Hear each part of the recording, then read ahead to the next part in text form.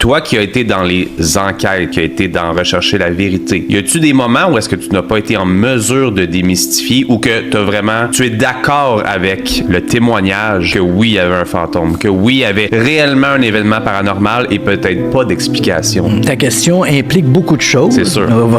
Bon, dans un premier temps, disons tout de suite que par expérience, 90 à 95% de ce que l'on retrouve dans les médias, la littérature, médias électroniques, médias sociaux, peu importe, 90 à 95% est faux ou transformé pour plaire à un certain public. Ouais. Donc, à partir de là, on doit mettre des gants blancs quand on touche à ces sujets-là. On a quand même un noyau de 5 à 10% de phénomènes qui ont été assez correctement rapportés dans les médias et pour lesquels on ne trouve pas d'explication. Donc, à partir de là, on a cette notion-là. OK, parfait, on n'a pas d'explication. Maintenant, le fait de ne pas avoir d'explication ne nous force jamais, mais jamais à accepter qu'on est visité par des revenants ou visité par des extraterrestres. On a un gros point d'interrogation. On ne le sait pas.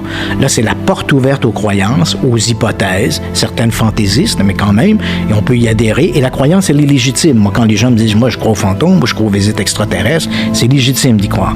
Mais au moment où on se parle, sur le plan de la science, on n'a aucune preuve qui va dans ce sens-là. Mais néanmoins, on reconnaît qu'on a un nombre de cas pour lesquels on n'a pas d'explication et qui pourraient peut-être être une visite extraterrestre ou la présence de revenants. On ne le sait pas. On y a un point d'interrogation.